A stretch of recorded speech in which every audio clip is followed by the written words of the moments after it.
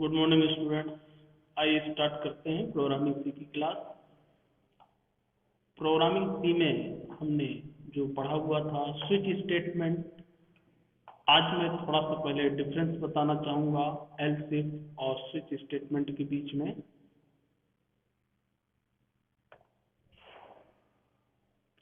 जो else if statement use किया जाता है और स्विच, उसके बीच में क्या डिफरेंस है। जो else if statement है depending on the condition in the if statement, if and else block are executed। if else जो होते हैं तो वो किस पे डिपेंड करते हैं, कंडीशन पे, कि यदि कंडीशन सही है तो if स्टेटमेंट एग्जीक्यूट होगा, अदरवाइज else स्टेटमेंट। स्विच जो होता है the user will be decide which statement is to be executed। एक को डिसाइड करता है यूजर। दोनों में डिफरेंस क्या होता है मैं यहाँ पे बताता हूँ एक्सप्रेशन के रूप में, यदि आप ध्यान दें। इट कंटेन आइदर लॉजिकल और इक्वलिटी एक्सप्रेशन, इसमें कोई भी लॉजिकल एक्सप्रेशन दी जा सकती है इफ एल्स के कंडीशन में, जबकि इसमें it contain a single expression, इसमें केवल सिंगल एक्सप्रेशन हो सकती है, विच कैन बी आइदर, उसमें भी क्या हो सकता है, कैरेक्टर या इंटीजर। इसमें हम कोई भी लॉजिकल एक्सप्रेशन बनाकर दे सकते हैं, जबकि स्विच के अंदर सिर्फ क्या हो सकता है, सिंगल एक्सप्रेशन हो सकती है, वो भी कैरेक्टर या इंटीजर की। अगला एवल्यूशन की यदि बात करें तो इसमें data type such as integer, float, character, boolean, कोई भी डेटा टाइप यूज किया जा सकता है, और ये सिर्फ किस पे काम करता है, इंटीजर या कैरेक्टर। अब सीक्वेंस की यदि बात की जाए, first condition is check, if the condition is true then if statement executed, otherwise else statement executed. If execution one case after another till the break, यदि सही है एग्जीक्यूशन वन केस का होता है तो आफ्टर द ब्रेक, उसके बाद break देना जरूरी है। कीवर्ड इज नॉट फाउंड और द डिफॉल्ट स्टेटमेंट एग्जीक्यूटेड, यदि ब्रेक नहीं लगाएंगे तो डिफॉल्ट स्टेटमेंट भी आपका एग्जीक्यूट हो जाएगा, यदि ब्रेक है तो वो केस प्रिंट करके वहीं से बाहर हो जाएगा। Default condition is not true then the by default else block जाता है। इसकी डिफॉल्ट की बात की जाए तो कंडीशन सही नहीं है तो किस में जाएगा, डिफॉल्ट में जाएगा। If the value does not match the any case, यदि कोई भी केस मैच नहीं करता है देन द बाय डिफॉल्ट, तो डिफॉल्ट स्टेटमेंट। एडिटिंग की बात की जाए, is not easy in the if else statement, इसमें एडिट जल्दी नहीं कर सकते हैं। केस इन स्विच स्टेटमेंट और the easily to maintain and modify, maintain कर सकते हैं, मॉडिफाई कर सकते हैं। देयरफॉर वी कैन एनी से the removal and editing any case will be not interrupt the execution other case, यदि किसी को हम रिमूव करते हैं, हटाते हैं, तो दूसरे केस पे उसका कोई भी इफेक्ट नहीं पड़ता है, आपने देखा। लेकिन इफेक्ट जब बहुत सारे लगे हों तो उनके बीच में यदि कोई एक चेंज करते हैं तो हमको पूरा प्रोग्राम देखना पड़ेगा कि किसका इफ क्या है, किसका एल्स है, ये थोड़ा सा इसमें। स्पीड की बात करें, there are the multiple choice implemented through by the FL, then the speed of the execution will be slow, ये इसकी स्पीड क्या होगी, slow. If we have multiple choice then the switch statement is best option of the speed of the execution will be much higher than the FL, इससे FL से higher speed आपकी रहेगी किसकी, switch statement. ये छोटा सा difference मैंने बताया। इसके साथ साथ आप दोनों का सिंटेक्स बता सकते हैं, दोनों साइड दोनों के एग्जांपल्स बता सकते हैं डिफरेंस के रूप में। तो और मैं एक बात और बोलना चाहूँगा यहाँ पर, यदि आप किसी का डिफरेंस बताते भी हैं, कहीं पे आता भी है लिखने को, तो सिर्फ डिफरेंस नहीं बताना। यदि आपने एफ एल्स और स्विच के बीच में डिफरेंस बता रहे हैं तो पहले पूरा एफ एल्स बताएं, उसकी डेफिनेशन, सेंटेंस, एग्जाम्पल, इसके बाद स्विच को बताएं, स्विच क्या है, डेफिनेशन, सेंटेंस, एग्जाम्पल, इसके बाद दोनों के बीच में डिफरेंस निकाल कर लिखिए, तब आपको अच्छी मार्किंग मिलेगी। अदरवाइज यदि आप सीधा डिफरेंस लिख देते हैं जैसा अभी 12वीं तक करते रहे होंगे शायद, तो वैसा नहीं चलेगा यहाँ, क्योंकि अब कॉलेज लेवल पे है तो कॉलेज लेवल पे पहले दोनों को डिफाइन करना पड़ेगा, इसके बाद डिफरेंस। ओके, तो ये मैंने आज आपको थोड़ा सा डिफरेंस किसी ने पूछा भी था और मैंने बताया। अब आज स्टार्ट करते हैं, शुरुआत करते हैं नया स्टेटमेंट, लूपिंग स्टेटमेंट। आज से हम पढ़ेंगे सी लूप कंट्रोल स्टेटमेंट। लूप क्या होते हैं और इनका क्या यूज है। आज हम देखेंगे सी में कितने प्रकार के लूप्स पाए जाते हैं और इनकी क्या यूज है। You many encounter situation when a block of code need to be executed several number of times। हमें कई बार ऐसी सिचुएशन या कंडीशंस मिलती है कि किसी एक ब्लॉक को कई बार एग्जीक्यूट करने की आवश्यकता होती है। रिपीटेशन, जिसको रिपीटेशन कहते हैं।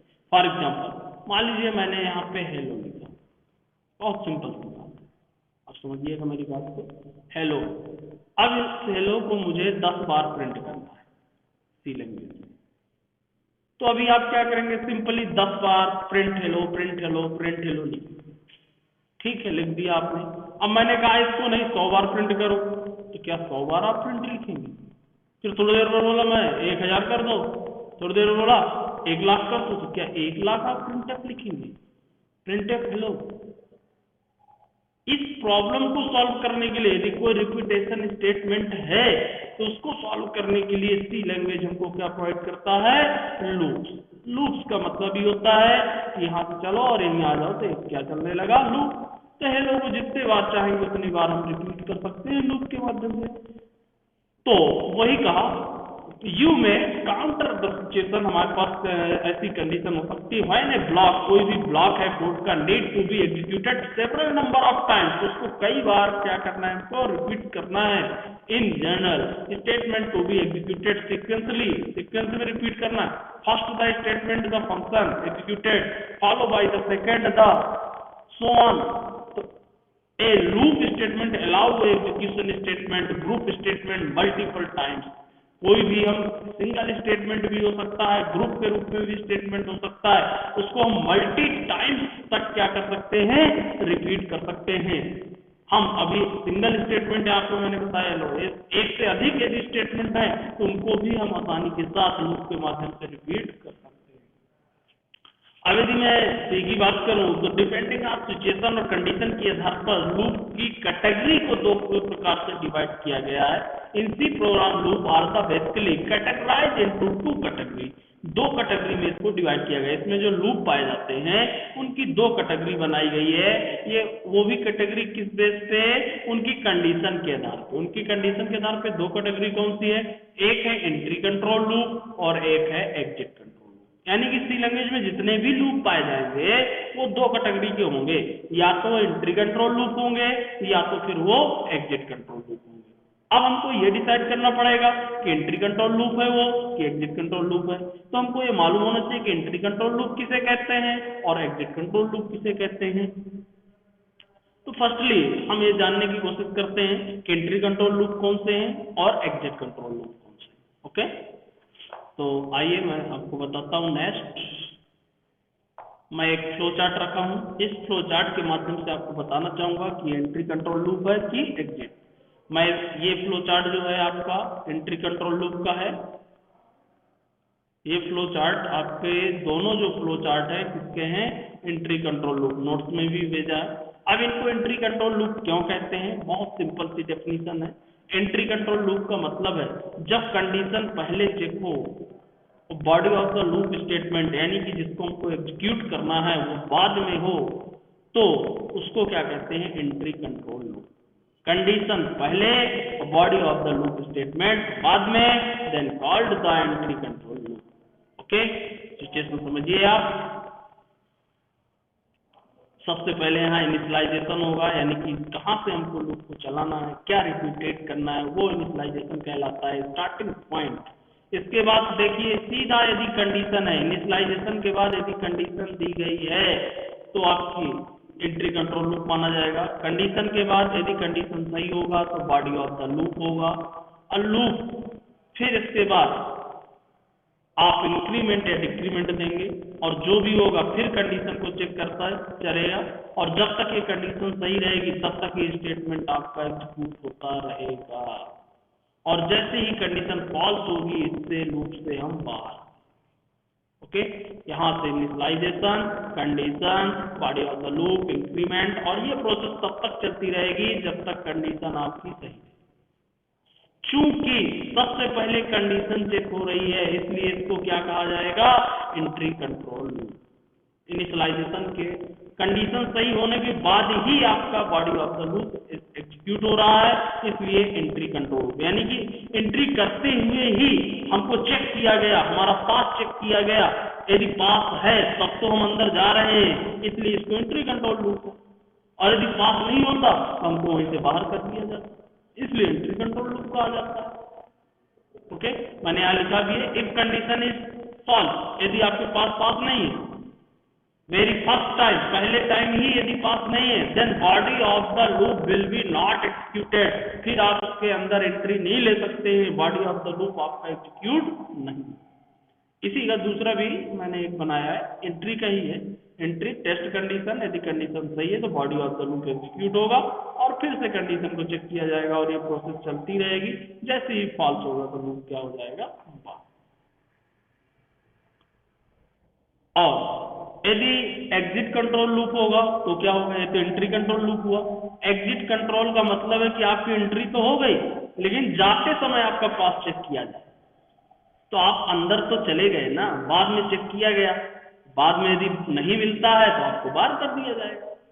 मतलब सिंपल सा, बहुत सिंपल सा समझिएगा, कहीं पे आपको एंट्री जाना है तो यदि गेट में खड़े होके ही आपको चेक कर लिया गया तो एंट्री कंट्रोल लूप हुआ और वहीं से आपको बाहर कर दिया जाए। हो सकता है कई जगह ऐसी सिचुएशन होती है कि नहीं, आइए बैठ जाइए, बाद में हम चेक कर लेंगे। यदि आपको बैठा लिया फिर चेक किया तो वो क्या हो गया, एग्जिट कंट्रोल लूप। आप अंदर तो आ ही गए, इसके बाद फिर आपको चेक किया गया, बाद में बाहर कर दिया जाएगा, तो उस सिचुएशन को क्या कहते हैं, एग्जिट कंट्रोल। तो आइए देखते हैं एग्जिट कंट्रोल लूप। पहले देखिए एंट्री होगी, अब फिर बॉडी ऑफ द लूप, यानी कि आप हॉल में पहुंच गए, बॉडी ऑफ द लूप, और इसके बाद फिर आप क्या करेंगे, कंडीशन को चेक करेंगे। बैठाने के बाद आपसे मांगा गया पास दिखाइए, यदि अब आपको फॉल्स मिलता है तो बाहर कर देंगे, यानी कि आपके पास नहीं है। यदि पास है ट्रू तो आप बैठे रहें, और तब तक बैठे रहें जब तक आपकी कंडीशन सही रहेगी, जब तक आपको वो पास टाइम आउट नहीं होगा, यानी कि वो पास जब तक बैठ जाए। ओके, ये देखिए, लेकिन इसमें होता क्या है, इसकी सिचुएशन में आप यहाँ पे एंट्री तो पा ही गए, तो इसमें एक बार तो जो भी स्टेटमेंट होगा वो एग्जीक्यूट तो हो ही जाएगा। Even if condition is false, पहली ही फॉल्स है first time, but body of the loop will be executed minimum one time, एक बार तो body of the loop execute हो ही जाएगा, क्योंकि आप अंदर एंट्री तो कर ही लिए, बाद में आप बाहर। जबकि एंट्री कंट्रोल लूप में क्या हो रहा है, पहले ही बाहर हो रहा है, इसलिए बॉडी ऑफ द लूप एक बार भी प्रिंट नहीं होगा। एग्जिट कंट्रोल लूप में एक बार बॉडी ऑफ द लूप जरूर प्रिंट होगा और इसके बाद फिर आपको बाहर। ओके, ये दोनों के बीच में डिफरेंस है, एंट्री कंट्रोल लूप और एग्जिट कंट्रोल। मैंने नोट्स में भेजा है, आप समझिएगा। और एक बात को यहाँ पे और बताना चाहता हूं, लूप में बेसिकली 4 पॉइंट ध्यान रखना है। वो पॉइंट कौन से हैं, सबसे पहला जो पॉइंट होगा हमारा इनिशियलाइजेशन। इनिशियलाइजेशन का मतलब हुआ हमें लूप कहां से स्टार्ट करना है। फॉर एग्जाम्पल, मैं एक छोटा सा एग्जाम्पल देना चाहता हूँ। लूप का मतलब है किसी स्टेटमेंट को बार बार रिपीट करना। जैसे मैं चाहता हूं कि 1 से 100 तक की वैल्यू प्रिंट, और एक स्टेटमेंट में लिखूं, उसी में 1 आए, फिर 2 आए, फिर 3 आए, 4 आए, तो 1 से चाहता हूं ना 100, 1 से 100, यानी कि स्टार्टिंग पॉइंट मेरा क्या है, 1, तो 1 हमारा क्या कहला जाएगा, इनिशियलाइजेशन। और यदि मैं कहता हूं 100 से 1, तो स्टार्टिंग पॉइंट मेरा क्या बन जाता, 100, यानी कि इनिशियलाइजेशन क्या हो जाता, 100। तो ये कहलाता है इनिशियलाइजेशन। पहला पॉइंट ध्यान रखना है। दूसरा पॉइंट जो इसके अंतर्गत आएगा, कंडीशन। दूसरा पॉइंट आप क्या ध्यान रखेंगे, कंडीशन। तो एक्चुअल में कंडीशन जो होती है वो क्या होती है, कहां तक आपको जाना है। मैंने क्या कहा, 1 से 100, तो हमारी 100 जब तक छोटा रहे और इसके बराबर न हो जाए 100 के, तो ये हमारी कहला गई कंडीशन। तो 1 से 100 तक चले गए, जब तक 1, अब ये इनिशियलाइजेशन में कोई ना कोई वेरिएबल होगा, मान लो a दिया, जब तक a में पहले 1 होगा, फिर a जब तक छोटा रहेगा किससे, 100। तो ये कंडीशन कहला गई। अब कंडीशन के बाद आप बॉडी ऑफ द लूप, तीसरा जो ध्यान रखना है आपको, बॉडी ऑफ द लूप। इसका मतलब क्या हुआ, जो कुछ आप प्रिंट कराना चाहते हैं, किसको कराएंगे हम, एक की पहली वैल्यू क्या प्रिंट हो जाएगी, 1 प्रिंट हो गई। और फिर जो चौथा स्टेटमेंट इसका होगा वो होगा इंक्रीमेंट या फिर डिक्रीमेंट। इंक्रीमेंट या डिक्रीमेंट का मतलब है 1 प्रिंट कर दिया, फिर आपको बढ़ाना है कि घटाना है, तो हमने इंक्रीमेंट पढ़े हैं, प्लस प्लस 1 प्रिंट हो गया, फिर इंक्रीमेंट हो गया तो 2 हो जाएगा। फिर अब यहाँ पे थोड़ा सा इसी के अकॉर्डिंग समझिएगा। मान लीजिए इसमें मैं समझाने की कोशिश करूँगा, इनिशियलाइजेशन 1 हुआ, कंडीशन इज ट्रू, कंडीशन क्या बनी, a less than equal to 100, तो कंडीशन इज ट्रू क्योंकि अभी वैल्यू 1 है, तो यहाँ पे आया 1 प्रिंट कर दिया। इसके बाद इंक्रीमेंट में गया, अब वैल्यू 2 हो गई, फिर 2 जब हो गई तो इसको चेक किया गया, 2 छोटा है तो उसे बिल्कुल सही है, फिर से अंदर आया लूप में और फिर 2 को प्रिंट किया, फिर 3 हो गया। ऐसे तब तक चलता रहेगा जब तक वैल्यू क्या ना हो जाएगी, ये कहलाता है लूप। ओके, तो ये तो अभी कैटेगरी पढ़ी हमने, 2 कैटेगरी पढ़ा, एंट्री कंट्रोल लूप और एग्जिट कंट्रोल लूप। अब बात करते हैं सी में पाए जाने वाले लूप्स। नेक्स्ट, सी में पाए जाने वाले लूप्स की यदि मैं बात करूं, देयर आर 3 लूप, इनको इटरेशन स्टेटमेंट भी कहा जाता है in C language. C language में 3 प्रकार के कॉन्स्टिट्यूटिव लूप यूज होते हैं, वो कौन से हैं।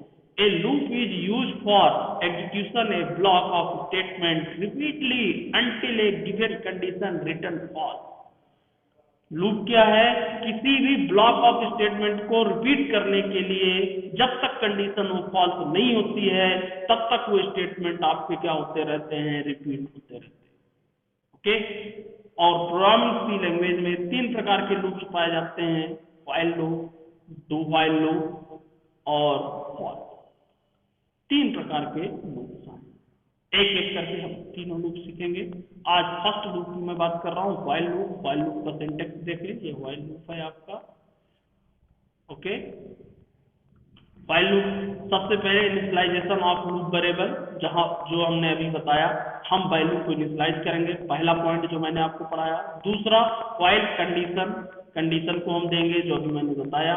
इसके बाद बॉडी ऑफ द लूप तीसरा पॉइंट हमारा होगा, और चौथे पॉइंट में इंक्रीमेंट और डिक्रीमेंट।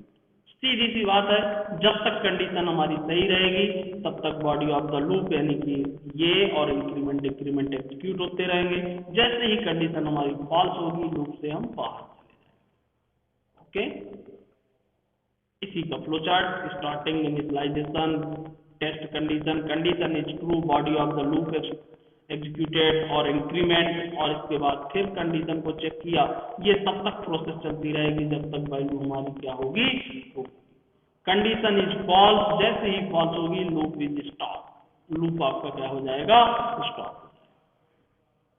फ्लो चार्ट मैंने भेज भी दिया है, नोट्स पे आपको क्लियर दिख रहा होगा, नोट्स भी आपके पास है। तो ये मैंने सिंपल बताया, अब इसका एक एग्जांपल देख लेते हैं। ठीक, आज आपको व्हाइल लूप की ही प्रैक्टिस करना है।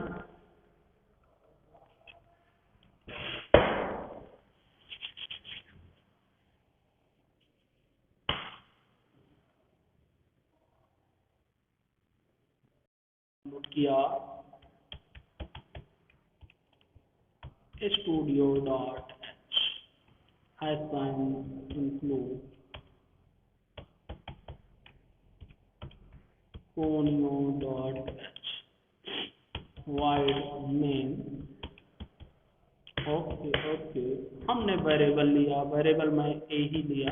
अब मैं लूप का फर्स्ट इनिशियलाइजेशन करूंगा। इनिशियलाइजेशन में सीधा सीधा आप वैल्यू को इनिशियलाइज करेंगे। हमने वैल्यू इनिशियलाइज किया 1। यहाँ पे मैं कमेंट में लिखता भी जा रहा हूँ जिससे आपको समझ में आ जाए कि ये क्या है।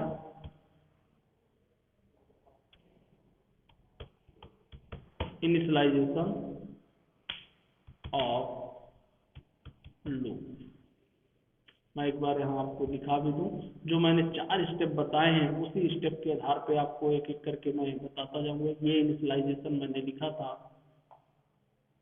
वही सबसे पहले मैंने यहाँ पे दे।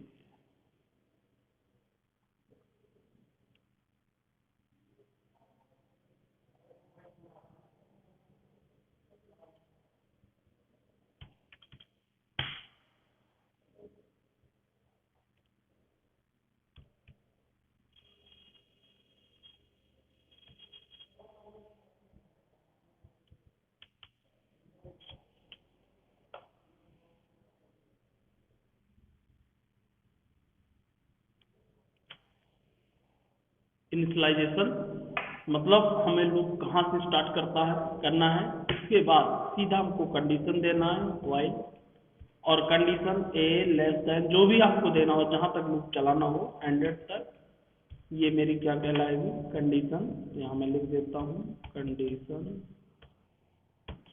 ओके। फिर ओपन कर्ली ब्रेस। कमेंट में क्या लिख रहा है आप समझ गए होंगे, 4 स्टेप होते हैं मेन, इसलिए आपके सिंटेक्स से समझने के लिए मैं लिख रहा हूँ %d मैंने लिखा। और यदि स्पेस चाहिए या स्लैश एन चाहिए, जो भी आपको चाहिए वो आप दे दीजिएगा। /t मैं लगा देता हूँ जिससे स्पेस हॉरिजॉन्टल स्पेस मिलेगा, और ए की वैल्यू को मैंने प्रिंट करा है, ओके। ये मेरा क्या होगा body of the loop.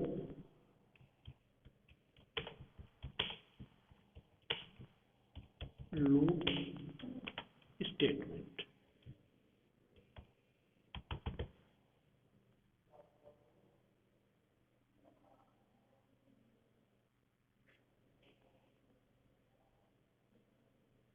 Okay. ये बॉडी ऑफ द लूप हुआ।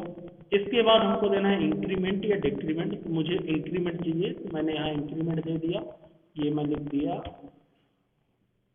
Increment, okay. लूप को क्लोज किया, गेट ch मैंने लगाया बहुत सिंपल तरीके से, और मेन फंक्शन को क्लोज किया। प्रोग्राम को रन किया, प्रोग्राम एरर देख लेते हैं, सेमीकोलन मिसिंग इस पे, क्योंकि इस पे हमने सेमीकोलन नहीं लगाया। कंडीशन पे कभी भी सेमीकोलन आपको नहीं लगाना। Program is successfully run. ये देखिए 1 से लेकर 100 तक की गिनती आपके सामने प्रिंट हो गई। आप सीधा यहाँ क्लियर स्क्रीन भी लगा लीजिएगा, और जहां तक आप देना चाहें, यदि आप 50 तक चाहते हैं, अब मैं कंडीशन कम कर दूंगा तो मुझे कितनी वैल्यू मिलेगी 50 तक। ये देखिए आप 10 तक चाहते हैं तो 10 तक मिलेगी।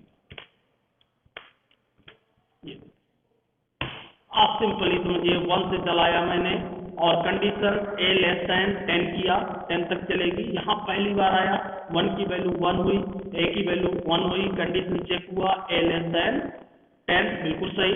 यहाँ पे जाएगा, ए की वैल्यू प्रिंट किया 1, स्पेस दिया।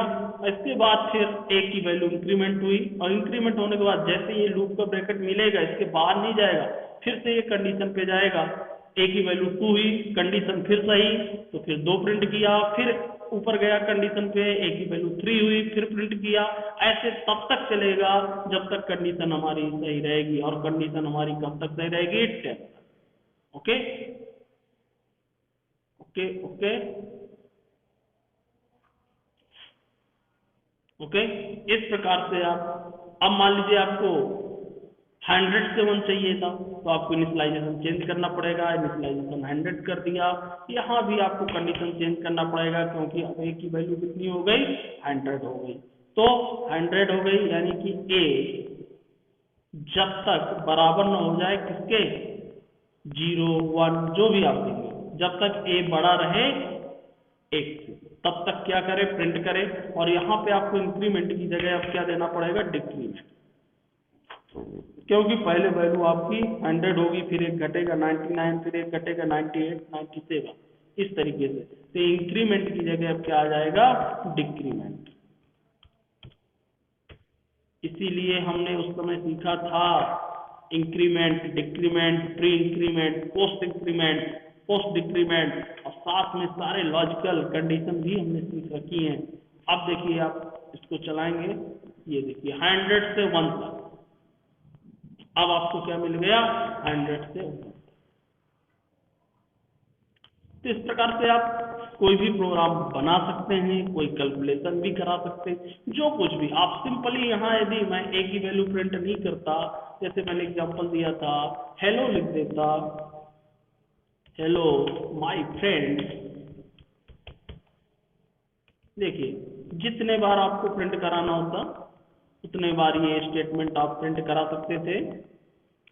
मान के चलिए मुझे इसको 10 बार प्रिंट करना था, तो मैं यहाँ से ए लेता, कंडीशन सिंपल सी 1 चलाना है, और कहाँ तक मुझे चलाना है, ए लेस देन इक्वल टू 5, मैंने 5 तक कर दिया। इक्वल टू लगाएंगे तो 5 बार होगा, इक्वल टू नहीं लगाएंगे तो एक कम तक आएगा, 4 तक आएगा, ये आप समझते हैं। अब less than equal two plus plus किया मैंने, सिंपल सा इसको प्रिंट किया, ये देखिए हेलो माय फ्रेंड। यहाँ पे यदि मैं स्लैश एन अब लगा देता या स्लैश टी तो मुझे स्पेस भी मिल जाएगा, स्लैश एन, ये देखिए hello my friend, 5 bar hello my friend loop के माध्यम से। ओके,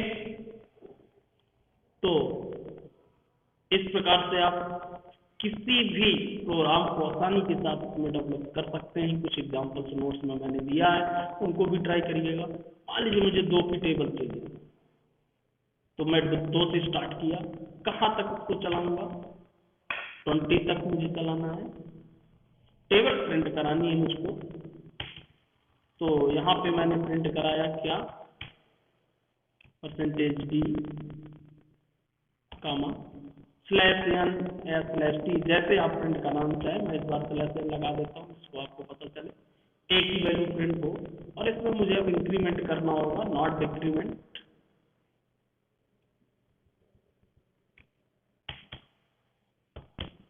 इंक्रीमेंट, और इंक्रीमेंट मुझे 2 से करना होगा। तो 2 से इंक्रीमेंट करने के लिए देखिए ए इक्वल ए प्लस 2 में लिखूंगा। इससे क्या होगा, जो भी ए में वैल्यू आ रही है उसमें 2 जुड़ती जाएगी। पहले 2 आएगा, 2 में 2 जुड़ेगा तो 4, फिर 4 में 2 जुड़ेगा तो 6, 6 में 2 जुड़ेगा तो 8। आप देखेंगे, ये देखिए 2 से 2 का पहाड़ा, 2 2 4 6 8 10 12 14 16 18 20, किसी का भी आप निकाल सकते हैं। जिसका भी निकालना है उसके में जितने का इंक्रीमेंट होता है वो हमको देना पड़ेगा। इंक्रीमेंट हम ऐसा भी दे सकते थे, मान लीजिए हम ए प्लस प्लस लिखा, फिर हमको 2 बार इंक्रीमेंट करना पड़ता, तब तो 2 का इंक्रीमेंट होता तो भी हमको ए मिलता। तो इससे अच्छा हमें 2 बार इंक्रीमेंट ना लगा करके हम सिंपल सा स्टेटमेंट यूज कर सकते हैं, ए इक्वल ए प्लस 2। ये मैं समझा चुका हूँ स्टेटमेंट पहले भी कई वीडियो में। 3 का चाहिए तो अब कुछ नहीं करना हमको, यहाँ क्या करना पड़ेगा 3, और यहाँ कहाँ तक ले जाना 30, और इधर क्या करना पड़ेगा आपको 3। ये देखो, ओके, यहाँ हम बढ़ा भी देंगे, जहां तक बढ़ा देंगे वहां तक दे देगा आपको। देख लीजिए, ये देखो 3 का 99 तक जाएगा, 3 का पहाड़ा 100 तक निकाल दिया, 50 तक का चाहिए तो 50 तक आप निकाल सकते। ये देखो 48 तक आएगा। ओके, तो ये आप आज ट्राई करिएगा। आपको स्टार्टिंग है, ऐसे बहुत सारे भी प्रोग्राम हम बनाना सीखेंगे, और आप ट्राई करिएगा थोड़ा और भी कुछ कोशिश करिएगा प्रोग्राम बनाने की। ओके,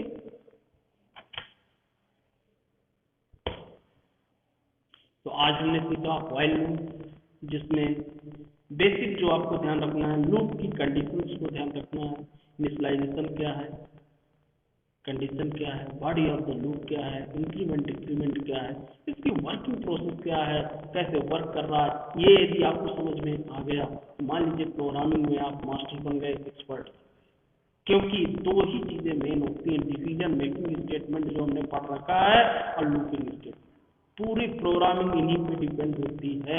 आप समझ गए होंगे, कहीं पे भी यदि कोई भी सॉफ्टवेयर डेवलप होता है तो उसमें कंडीशन ही होती हैं, और स्टेटमेंट रिपीटेशन ही होते हैं कि कितने बार आपको रिपीट।